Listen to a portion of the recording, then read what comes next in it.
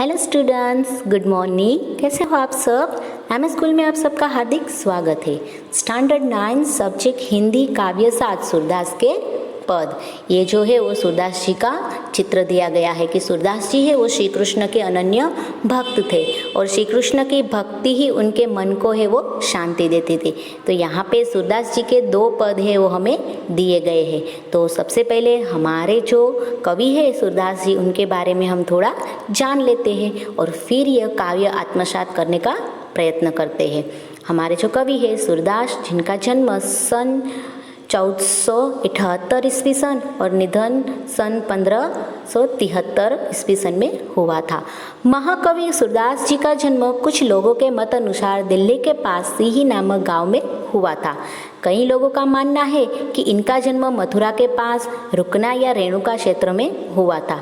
इनका जन्मांध होने भी विवादास्पद है। वल्लभाचार्य उनके गुरु थे। उनकी प्रेरणा से वे श्रीनाथ जी मंदिर में श्री कृष्ण की लीलाओं से संबंधित पदों की रचना करते थे। ये श्री कृष्ण के अनन्य भक्त थे। हमारे जो सूरदास जी है तो उनका जो जन्म है, उन जन्मों को लेके है वो थोड़ी सी बातें वो रहती है कि कोई लोग का मानना है कि उनका जन्म है वो दिल्ली के पास सीही नामक जो गांव है उनमें हुआ था, और कोई ऐसा भी मानता है कि उनका जन्म मथुरा के पास रुकना या रेणुका क्षेत्र में हुआ था। और ऐसा भी विवादास्पद है कि वो जन्म से जन्मांध यानी जन्म से अंध है होना भी विवादास्पद है। उनके जो गुरु है वो है वल्लभाचार्य और उनकी प्रेरणा से ही जो श्रीनाथ जी मंदिर है उनमें वहाँ पे वह श्री कृष्ण की लीलाओं से संबंधित पदों की रचना करते थे और वह श्री कृष्ण के अनन्य भक्त थे। और आज के यहाँ पे जो हमें 2 पद दिए गए हैं उनमें जो प्रथम पद है उनमें श्री कृष्ण के प्रति उनकी जो अनन्य निष्ठा के दर्शन होते हैं और दूसरे पद में छोटे से जो बाल कृष्ण है वो घुटनों के बल चलते चलते जिस तरह से मतलब कि उनकी एक अनुपम छवि का है वो वर्णन किया गया है। वात्सल्य एवं श्रृंगार रस के वर्ण में वो अद्वितीय है। प्रस्तुत पद में सूरदास जी की अनन्य भक्ति भावना का परिचय मिलता है। उनका मन सिवाय श्री कृष्ण के कहीं और सुख नहीं पाता।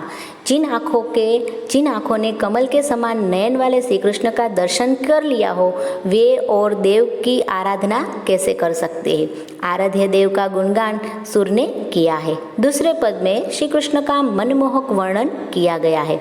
बालकृष्ण की चेष्टाओं के माध्यम से बालकृष्ण का मनोरम्य वर्णन है वो किया गया है।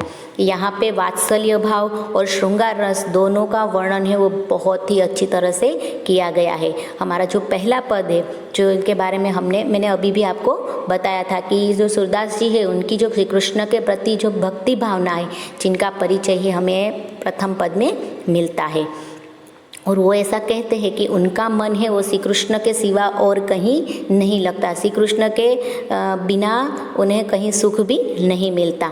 जिनकी आंखें कमल जैसी है वैसे नयन वाले श्री कृष्ण का दर्शन कर लिया तो फिर और कोई देव की आराधना वो कैसे कर सकते हैं। और उनके जो आराध्य देव है वो कौन है तो कि श्री कृष्ण है। और सुर ने यानी कि सूरदास ने यहाँ पे उनका बहुत अच्छी तरह से गुणगान किया है। जो दूसरा पद है उनमें श्री कृष्ण का मनमोहक जो मन को हरने वाले हैं ऐसा वर्णन है उसने किया है। उनकी जो बाल कृष्ण चेष्टा है जो भगवान श्री कृष्ण जब छोटे थे तो उनकी जो चेष्टाएं है उनके माध्यम से भगवान श्री कृष्ण का जो बाल स्वरूप है उनका भी मनोरम्य वर्णन है वो किया गया है। तो चलो हम अपना काव्य है वो शुरू करते हैं। विनय और ये भक्ति का जो काव्य है जिनकी हम शुरुआत करते हैं। तो जो हमारा पहला पद है, मेरो मन अनंत कहाँ सुख पावे, जैसे उड़ी जहाज को पंछी फिर जहाज पर आवे। कमल नैन को छांडी महात्म और देव को ध्यावे, परम गंगा को छांडी प्यासो दुर्मति कूप खनावे। जिहि मधुकर अंबुज रस चाख्यो क्यों करिल फल पावे, सूरदास प्रभु काम धेनु तजी छेरी कौन दुहावे। तो सूरदास जी यहाँ पे कहते हैं कि मेरा जो मन है अनंत यानी कि अन्यत्र दूसरी कहीं भी जगह है वो श्री कृष्ण के सिवाय मुझे है वो कहीं सुख नहीं मिलता। मुझे कहाँ भी सुख है वो नहीं पाता मैं। जैसे उड़ी जहाज को पंछी फिर जहाज पर आवे, कमल नयन को छांडी महात्म और देव को ध्यावे। छांडी, छांडी यानी कि छोड़कर। तो वो कहते हैं कि जैसे जहाज का पंछी है वो जहाज से उड़कर पुनः जहाज पर आते हैं, उसी तरह मेरा मन अन्य देवताओं के यहाँ से भटक कर फिर कृष्ण के चरणों में लौट आता है। और कमल नयन, कमल रूपी नयन वाले श्री कृष्ण की महिमा को छोड़कर, यहाँ पे बताया ना छांडी कि छोड़कर वह अन्य किसी देवताओं की महिमा, महात्म मतलब कि महिमा है, उनका ध्यान है, वो कैसे कर सकते हैं। परम गंगा को छांडी प्यासो दुर्मति कूप खनावे। खनावे यानी कि खुदवाए, प्यासो यानी कि प्यासा, दुर्मति यानी कि जिनकी बुद्धि भ्रष्ट हो गई है, यानी कि जो मुख है वो कूप यानी कि कुआं। तो यहाँ पे कहते हैं कि यदि कोई प्यासा व्यक्ति पवित्र गंगा का जल छोड़कर अपनी प्यास बुझाने के लिए कुआं खुदवाए तो उसे मूर्ख ही कहा जाएगा। जेहि मधुकर अंबुज रस चाख्यो, क्यों करील फल पावे। अंबुज, अंबुज यानी कि कमल और मधुकर यानी कि भंवरा। तो कि जिस भंवरों ने कमल के रस का स्वाद चख लिया हो उसे करील का फल कैसे अच्छा लगता है। करील यानी कि कंटीला पौधा यानी कि जो कड़वा रहता है, तो उनका मतलब जिसने मीठा जो रस चखा है तो वो फिर करील का फल उसे कैसे अच्छा लगेगा। तो वो वही कहते हैं कि जिसने श्री कृष्ण रूपी भक्ति है वो उसे जब भा गई है तो फिर उसे अन्य कोई देवता है उसकी आराधना वह कैसे कर सकते हैं। सूरदास प्रभु कामधेनु तजी छेरी कौन दुहावे।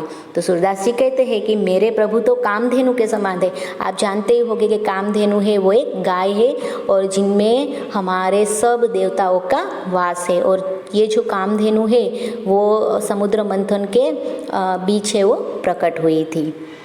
तो वो कहते हैं कि मेरे प्रभु तो कामधेनु के समान है, उन्हें छोड़कर छेरी यानी कि जो बकरी है वो कौन दुहाए। कि देवलोक की एक गाय है जो सबकी इच्छाएं पूरी करती है, इसीलिए कामधेनु से उसे कहा जाता है। तो जिनके पास कामधेनु है तो वो कोई बकरी है वो कैसे दुहावे। कि मेरे कृष्ण है वो भी कैसे है, तो कि वो कामधेनु के समान है।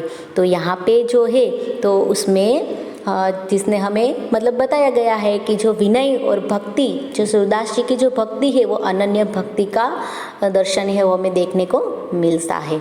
तो आप ये जो पद है वो गा भी सकते हो। मैं आपको सिर्फ 2 लाइन बताती हूँ, बाद में आप घर पे वो प्रयत्न करना। मेरो मन अनंत कहाँ सुख पावे, मेरो मन अनंत कहाँ सुख पावे।